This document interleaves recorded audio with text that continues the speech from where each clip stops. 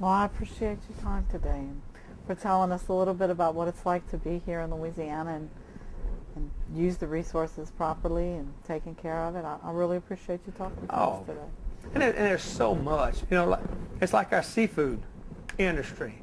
I do my best reading in the back room, and I was reading in this magazine, and it really made me feel bad. I'm a crabber, and whenever you go, and this is true, you go to some of these stores, and they got Bertrand's or Boudreaux's crab meat, but you turn it over and you look, imported. I ain't gonna say where it's from, imported. Then I was reading this magazine, and it was telling how to build, fix shrimp this way and this way, and all these poor shrimp, these guys, they're doing the best they can. That's what they did, and it's generations of them doing it. 10% of the Gulf shrimp that's consumed in the United States come from the Gulf Coast, right here. 90% is imported. Well, I tell you what, these guys back whenever I was in school are getting $1 or £2 less for their shrimp. And back then, diesel was about 30 cents a gallon. Well, now they're paying $3.50 a gallon, $3 a gallon for that red diesel. Everything's going this way, but it's like a lot of things are still going. Instead of just stopping, they're going the other way. Because price of everything goes up, and it's just, with the oysters, these guys, I tried that. I was going to fish oysters, they tongue them and all that. They gave me the job of culling oysters one day. That was it. I got muddy, got it, and I'll pay top dollar for a sack of oysters. I'll pay top dollar for a shuck gallon of oysters. Got the best ones right there in Cameron. Then I'm going to tell you what, I ain't doing it. I've stuck that knife in the palm of my hand 2 or 3 times. I ain't doing it no more. It's an art. If it's like me pulling a crab cage, or them guys pulling them, shucking oysters. That's their job. They're, and they're actually professionals at it. You just can't. Some of the things I do is like some guys with a shovel, You say, man, ain't nothing to it. Ain't nothing to it. Been doing this 50 years. It's just so much, You can't get it all in one little interview. It's over time. So much time. You got to see it all. And the things I've seen come and go. Just with the ducks, with the rats.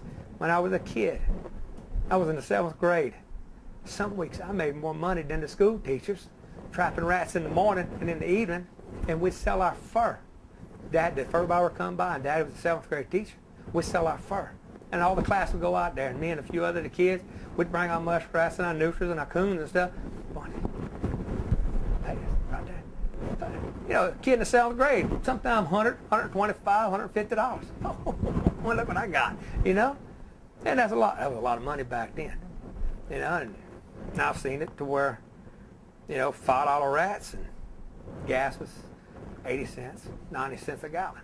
Now, muskrat, you can't get $1 for it. $1.50. Nutra, cut your tails off. Throw the rest of it away. I don't understand. There's 6-point-something screaming billion people, and you can't sell it. I don't know. I don't know why things, just the old ways. But you got to learn, if you're going to do this kind of stuff, you got to adapt and roll with the punches. You said something important just now, and you said this is an art. With the people who are still harvesting the resources here, it's an art. And we appreciate your willingness to continue that art. I hope the next generation sees how important it is. We need the food. I mean, I love crabs. It's my favorite. Yeah, and it's but you don't preserve the places that they're at. One day it's going to be gone because the Gulf is coming. Where's it going to stop? Well, it's like that. Here, it's pretty much it's our coastline here. But in other places, it's just eating it up. We don't have levees and protection. I don't know why it's doing it. It wasn't doing it 50 years ago. It was building up 100 years ago.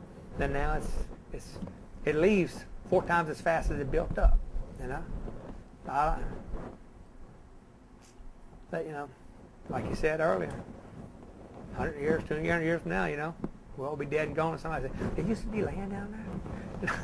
Yep, there used to be a road out there about 20 miles that way. There used to be there used to be a highway out there, right to Abbeville, Pecan Island. I hope they're smart enough to save it. Oh, I hope so too. It's just, but where they're going to start and what's it going to, who's going to do it? When we're going to do it. Anything else? No, those are good questions. Thank you very much. I appreciate Oh. your time. It's, just growing up. That when I was little, when Hurricane Audrey passed, my grandpa was a dairy farmer. Lost all the cows and stuff. Well, Daddy was telling me about this. He said, life changes. Well, we're standing at, me and Rusty, my brother, wouldn't open up the gates on the lake bank where our crab at. We just put it on the road, went straight across. Make sure the gates were up. We had to take the motor up. A bunch of stuff, had some cows stuck in them, and we're standing there. I reached in my pocket. I said, I'm going to show you something. I took my keys. I didn't know how to Toyota truck. I took the pocket. I had my keychain, a big alligator tooth on it. Took all my keys off. So look at that. He said, what you doing? What'd you do that for? I said, it's all gone. Everything every lock, every key that belonged to is gone. Threw it out in the lake. I said, it's all I got left. Dang. You ain't joking. I said, my house is gone, my shed's gone. Gates we had locked, all gone, bub. I said, can you imagine just having one key in your life? But then after a while, you start getting some more keys. Be God dang it, in 3 years I had to do it again. I did it twice in my life, threw all my keys away. Yeah. That's a but when you have a disaster where it can be prevented, and our disasters like down here, it can't be prevented. Only thing you do is move. And then you got a tranquil place that look at the monsters outside. That's giants. Nothing killed them. Man killed them. That's the only thing that killed that oak tree. A man can kill it. Salt water don't kill them unless it stays on it. The pecan trees we had, the native pecan, they all dead. The hackberry trees, just talent. Rita killed them. Ike washed them away. But all the old men are still standing out there. We'll walk outside and take a look at all that. Drink us a Coke or something. sounds good. Thank you very much.